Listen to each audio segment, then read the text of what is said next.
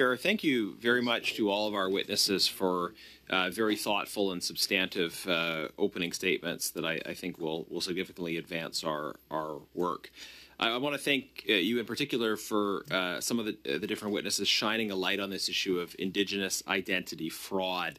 And as we've gotten into the issue of Indigenous procurement policies, what I've been hearing from different community leaders and businesses is that there is a broader category of problem of Indigenous identity fraud. And I wish the government would take this issue seriously, because what we hear back from the government on this often is that, well, Indigenous identity is complicated and there are disputes about it and there are different organizations who define it in different ways. And how can we really, as the federal government, resolve these issues? But the problem is, if you don't take identity fraud seriously, then you risk undermining all of the structures and supports that exist for Indigenous peoples. You end up with assimilation in the other direction, which is anybody and everybody can pretend to be Indigenous. And if you allow that reality to exist, then you've essentially got an assimilationist reality in terms of policies and programs where no distinction is being made. So I would hope and challenge the government to take up your comments on this and really take seriously the issue of Indigenous identity fraud, because it's impacting in a significant way the contracting and procurement world. But I think it's a broader issue than that. Minister Patty Hajdu was at the Indigenous Affairs Committee on Monday, and all opposition parties found her testimony very frustrating. She didn't answer basic questions, and in fact, this morning the committee passed a motion to ask her to come back for 2 hours, essentially to try again at providing responses to serious questions that were asked. During my time with the minister, I asked her about issues around Indigenous identity fraud, in particular some high-profile cases of businesses that were on the federal government's Indigenous business list and then were removed from that list. In particular, Dalian and Canadian Healthcare Agency, organizations that got over $100 million each in government contracts.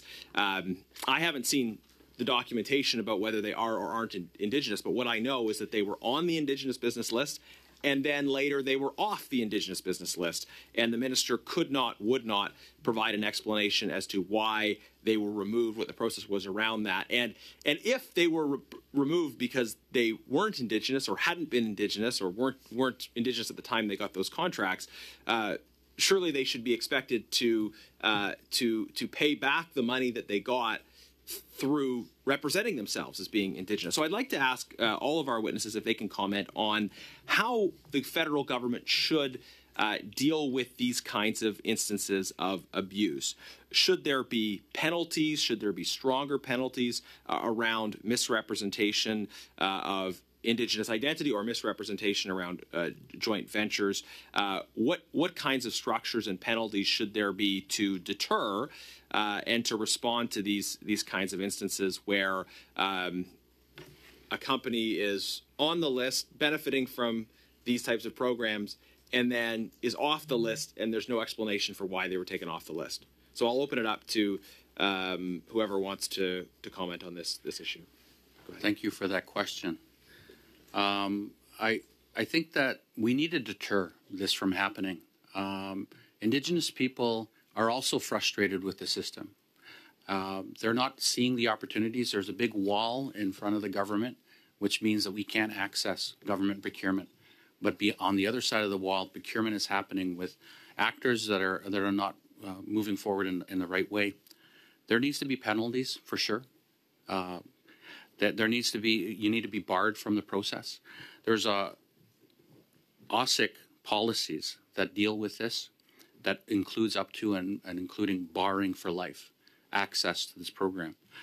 It's criminal behavior to conduct fraud. So we have to take other steps and demonstrate to the world and to Canada that those actors that are engaging in this activity don't use this window and this program to access the federal government in a bad way. We need this opportunity for Indigenous people, because right now Indigenous people are taking their lives in their communities because they don't have opportunities in this world.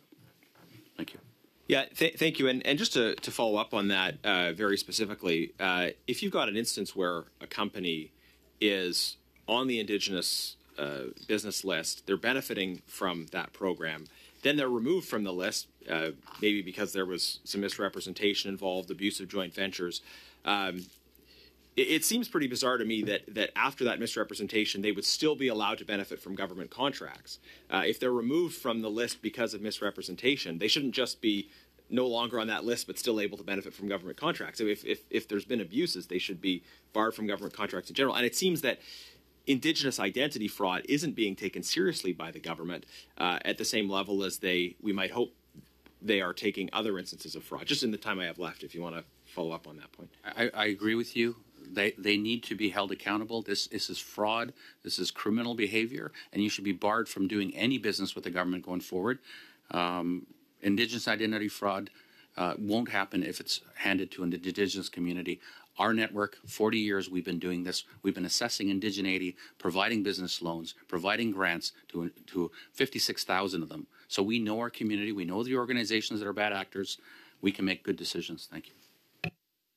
Thank you very much. Mrs. Atwood, please go ahead for 6.